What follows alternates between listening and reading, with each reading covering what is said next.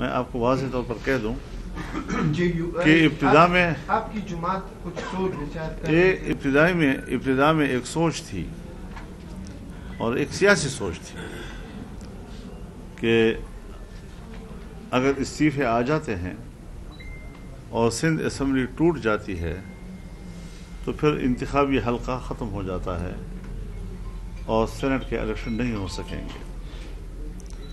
लेकिन जब बाद में पाकिस्तान पीपल्स पार्टी से वाबस्ता, मुस्लिम लीग नून से वाबस्ता, जमीयत उलमा इस्लाम से वाबस्ता और दूसरी पार्टियों से वाबस्ता आईनी माहिरीन ने इस पर राय दी हमें और मुत्तफ़क़ा राय दी कि एक असम्बली की तहरीर से इलेक्टोरल कॉलेज जो है वो तहलील नहीं हुआ करता, इलेक्शन फिर भी होंगे, तो फिर हमें फौरी तौर पर अपनी स्ट्रेटजी तब्दील करनी पड़ी।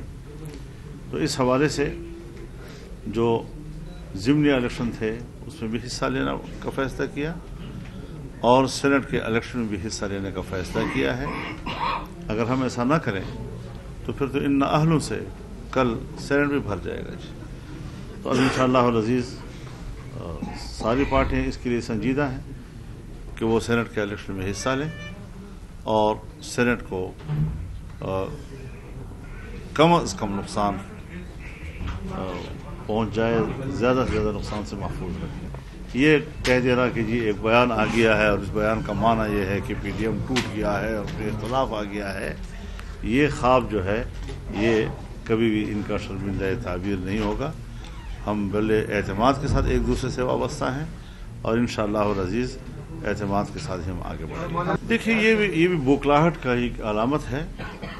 हुकूमत बौखलाहट के शिकार, अपने लोगों पर एतमाद नहीं है, उनको अपने वोट पर उनको एतमाद नहीं है। उनको पता है कि ये हमारे लिस्ट के लोग नहीं हैं, ये किसी और के लिस्ट के लोग हैं, तो वो समझते हैं कि शायद इस तरीके से हम उनको कंट्रोल कर सकेंगे, उनका वोट कहीं नहीं जाएगा। लेकिन मेरा अंदाज़ा ये है कि उनको अपना वोट भी नहीं मिल सकेगा।